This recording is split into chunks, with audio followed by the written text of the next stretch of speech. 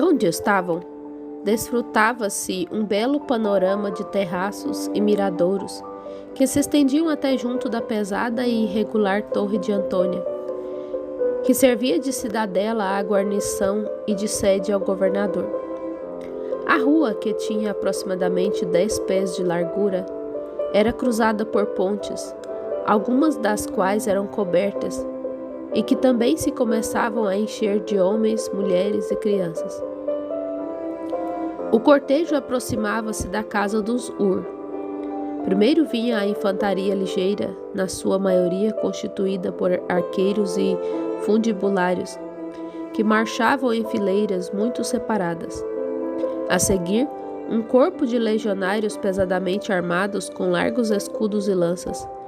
Imediatamente atrás, mais infantaria pesada, em filas apertadas até perder de vista.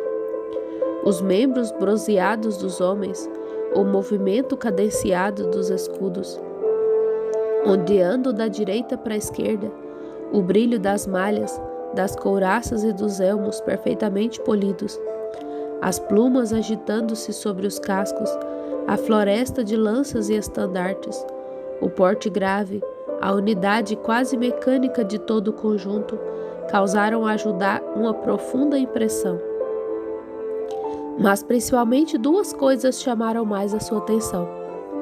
Primeiro, a águia da primeira legião, uma imagem dourada colocada sobre uma haste, com as asas levantadas, que se uniam sobre a cabeça. Segundo, o oficial que cavalgava só, à cabeça de uma coluna, trazia uma armadura que o revestia completamente, deixando-lhe a cabeça descoberta. Do lado direito pendia-lhe uma espada curta, enquanto com a mão empunhava um bastão de comando que parecia um rolo de papel branco. Quando ainda vinha à distância, Judá pôde observar que a presença deste homem produzia uma grande excitação entre os espectadores. Inclinavam-se sobre os parapeitos ou erguiam-se audazmente ameaçando-o com os punhos. Acolhiam-no com gritos e vozes. Cuspiam-lhe das pontes e janelas e as mulheres atiravam-lhe as sandálias, acertando-lhe por vezes. Quando se aproximou, as vozes distinguiam-se perfeitamente. Ladrão, tirano, cão romano, abaixo Ismael, devolvam-nos Anás. O homem assim apelidado não demonstrava a indiferença dos soldados. O seu rosto era escuro e bronzeado, e os olhares que lançava de quando em quando aos seus perseguidores eram ameaçadores. Aquele oficial era Valério Grato, o novo procurador da Judéia.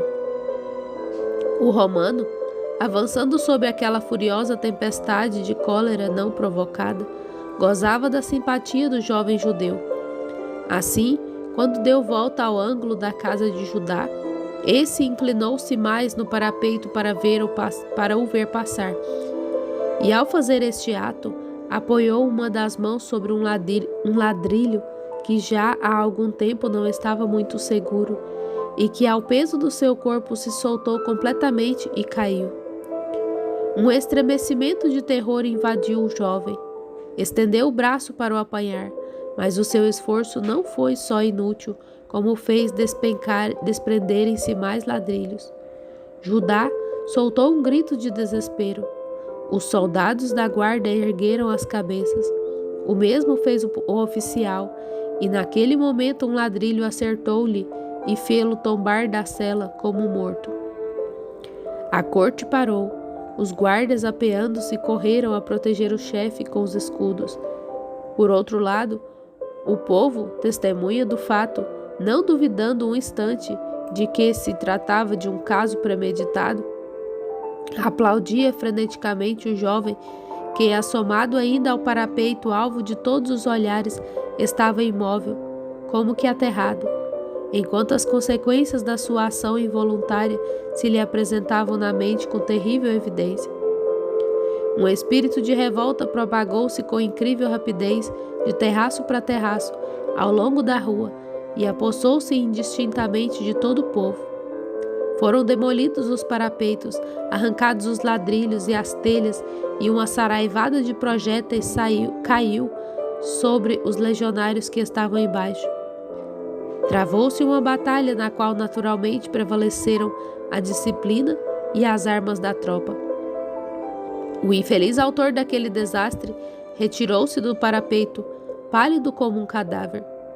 Oh, Tirza, Tirza, que será de nós? Ela não presenciara o acidente, mas estivera de ouvido atento ao clamor e aos gritos e seguia com a vista as atividades das pessoas que estavam nos parapeitos. Sabia que algo de terrível acontecera, mas ignorava quem fora o seu causador. Que sucedeu? Interrogou, um tanto aterrorizada. Matei o governador romano. A lousa bateu-lhe na cabeça. O seu rosto tomou a cor da cinza. Deitou-lhe os braços ao pescoço e olhou-o fixamente, desolada, sem pronunciar uma palavra. Os temores do rapaz comunicaram-se à jovem e Judá, ao ver Tirza aterrorizada, quis fazer um esforço para se animar. Não o fiz de propósito, Tirza. Foi um acidente, exclamou com fingida calma. Que será de nós? Interrogou a donzela.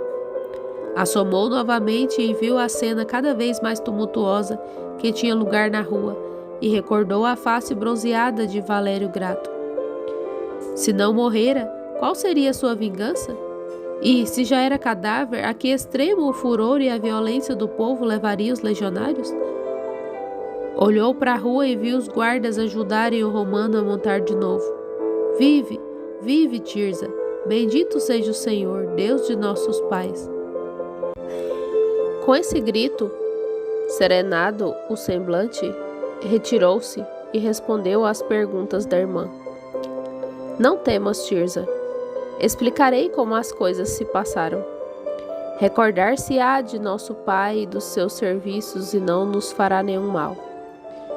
Ia conduzi-la para o pavilhão quando de súbito o chão tremeu sob os seus pés e se ouviu um estrépito como de rachar de lenha, seguido de gritos de surpresa e de agonia que provinham do pátio inferior. Detiveram-se e prestaram atenção. Os gritos repetiram-se.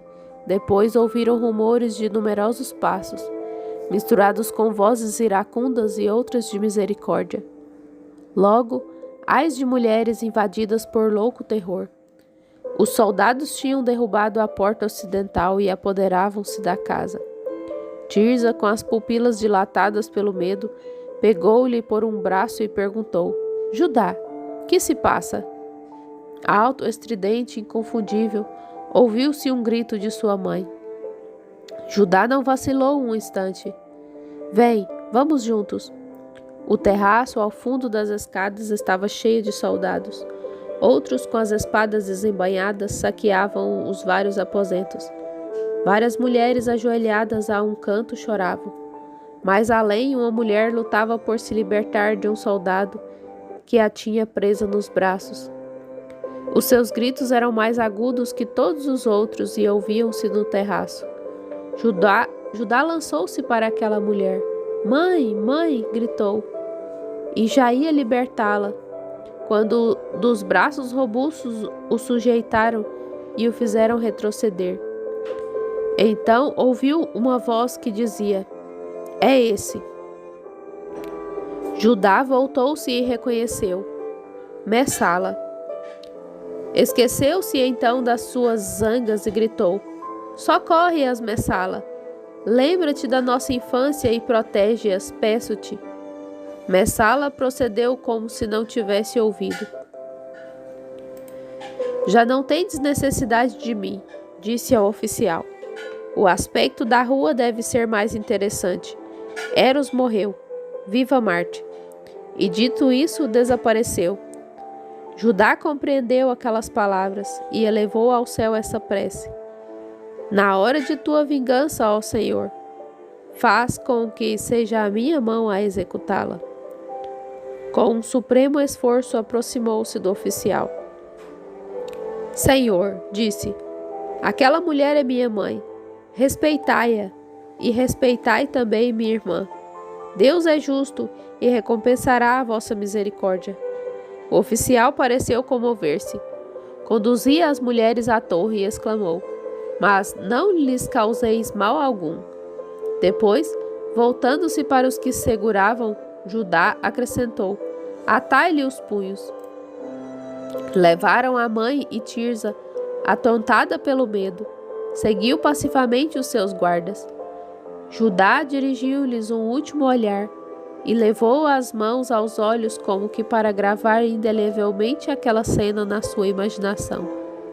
Talvez chorasse, mas ninguém se apercebeu das suas lágrimas.